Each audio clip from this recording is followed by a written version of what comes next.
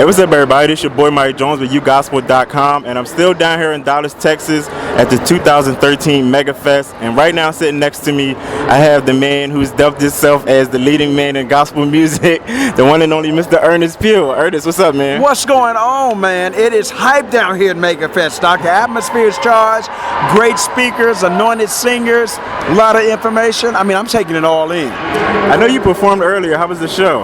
Oh, man, it was amazing. Thousands of men in worship, heartfelt worship, man. E. Dewey Smith brought a powerful word. It was just incredible, man. I sat there after it was over, and I was supposed to be pre-selling my CD, but I had to just sit there for a minute and just think about what he had preached. Speaking of pre-selling the CD, let's talk about this new album, W.I.N, which stands for Worship in Nassau. This one is special to me because it commemorates my 2015 celebration, and I was able to bring the Grammy Award-winning Cedric Thompson to produce it. It features Shirley Caesar, Rance Allen, LaJune Thompson, Vincent Tharpe and Kenosis. I got Michelle Prather from the Kurt Carr Singers. 12 tracks, and it's very, very a sampler platter, kind of like something for everybody.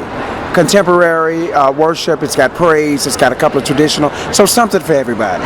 Do you have like an overall message for the album, or is it kind of just all inclusive?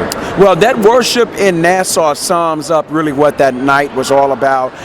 The worship over there was just so intense. It was recorded in Nassau, Bahamas, as you know, as part of the One Love Gospel Getaway. And when I tell you the people, it was just so intense, man. It's like we had ended everything and they continued to keep the worship going. So I wanted to kind of memorialize that and call it Worship in Nassau. I had several other names of it, but that was kind of like what the representation of that was. Mm-hmm. What were some of the other names that you had in mind for the album?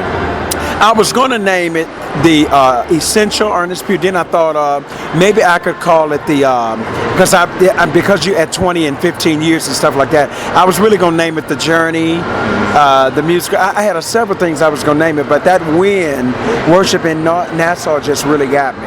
I was going to also call it Worship in Paradise because we did it on Paradise Island. Mm-hmm. But I don't know, it just kept sticking to me, W.I.N, Worship in Nassau.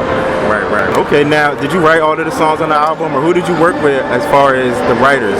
I wrote most of the majority of the record. I did. There were a couple of songs that kind of over the years that kind of got me through some hard times, and I wanted to come back and do remakes. Myron Williams had a wonderful song on that, Praise Your Name.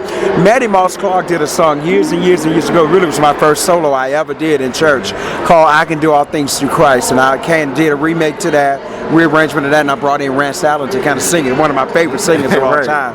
So one or two things I rearranged, but for the most part I wrote everything on the record. Okay, so which one do you enjoy doing more, and why? Do you enjoy more the studio album or the live album? You know, I'm a type of person that likes that even exchange and to fill off the people. So I kind of like the worship thing because you get that whole corporate worship setting. You get the call and response thing, you know, and you get to actually see the people respond to the worship and the praise. So I like that. It's a lot more harder to do, a lot more energy and a lot more resources. But I enjoy the live. Okay, I definitely understand that. Now, I know recently you started your own record label, EPM Music Group, so tell us about that. I know every time I turn around, you signed a new artist. So could you talk about some of the artists that you signed, and you know why you decided to choose these male and females to be a part of your label? Yeah, I mean, some of these people that I chose were just like me, had been on the backside of the desert for years and years and years, and just couldn't get a platform. So I wanted to, once I got the opportunity to do it for myself, because the reason I started the label is nobody wanted to give me a record deal. When I was out here with my demo tape, everybody turned me down. They say, you just don't have what it takes to be an artist. I think you're cool for just church, but you ain't no artist. So one day my mom said, listen, start your own label. So when I started it for me, I found out that I had a commonality with a lot of other people who equally had been working at it as long as I had. So Krista Rucker was one. She's been around for ages, man, singing and just wrecking places. Charles Butler and Trinity out of Washington, D.C. for years. Vincent Tharpe and Kenosis, same thing, years. Keith Williams been around for years. And so I wanted to bring these people to give them a larger platform, to share my platform with them, and it has turned things around for them in a mighty way. So I'm grateful that I was able to be instrumental with getting people where they're trying to go. What is the next release that you guys are going to have on the label? Coming up September the 10th, Keith Williams is coming out with a record entitled Atone for Worship. And Keith is my business partner. In 2006, when I was trying to get this label started, I went to him and I was like, I've got my money. I need you to come with your money. Let's do this together. Because he wanted to do the same thing I was doing. Right. So I was like, we're 50-50 ownership of the company. So as the president of the company, I'm very happy to see him finally get to come forth and see what he has also been praying and hoping for come to fruition as well. He waited and went last. Everybody else has already brought their records out. Everybody else will be next year. But he waited to go last. And so it's not only his time, but it's his turn. And so I'm excited about that record coming out.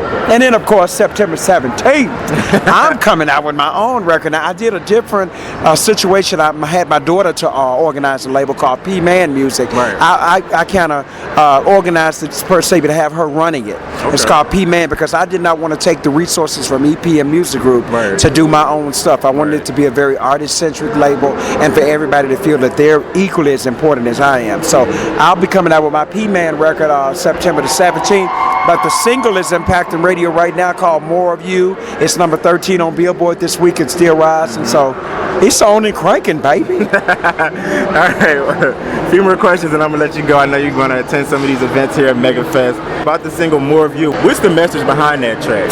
You know, I was like at a really dry season in my life. I had been going 4 or 5 cities a week. And I got to the place where I was just at a place of anxiety. And I was like, coming out of prayer one day. And I just could not stop. I had meetings to go to.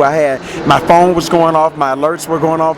But I just had to stay in prayer there because I was like, I got to hear his voice. So I'm going to shut this down. I was so overwhelmed and really just didn't know why. I didn't have direction. And my mind was jumbled up. And I found out there and I said, the best thing to do, it's a lyric in the song that says you got to get away from all the noise so that you can hear God's voice. The noise can be your cell phone, can be TV, can just be people in your ear, decisions that you got to make, career moves, all kind of things. You have to shut it all down, get in God's presence and get your focus back. And so it's like that scripture in the Psalm to talk about as the deer pants for water. You have to always maintain your hunger and your thirst for more of God because if you don't, you'll become dull. And you want to keep your sharpness and your cutting edge. And so when I got in his presence that day, it's like a refreshing came over me. I felt empowered now that I could go on. I got all of the insight and revelation that I needed to do this next record. But before that, I was just really stressed out about things for no reason at all. So worship, going in that place, talking to him, really does put you in a different space. Amen. More of you.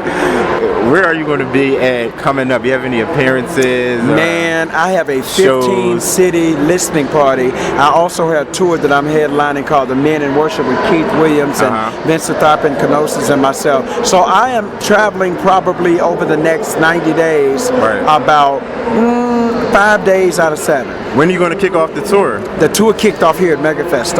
We actually started the other night in Memphis, Tennessee. We did Memphis, and then we did Memphis on Sunday. Monday we did Jackson. Tuesday we did Houston. We took a break Wednesday, and then we came down here Thursday last night. And everything kicks off right here. And from here we got, 16 cities that we're going to promote the record. Well, I won't get much sleep. I was about to say, I wish you energy. You know?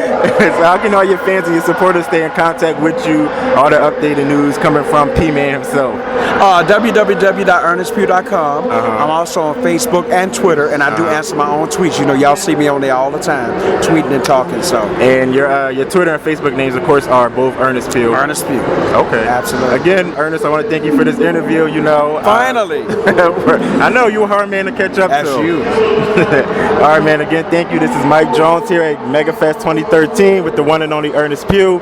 Worship in Nassau, in stores, September the 17th. Make sure you go out and grab that.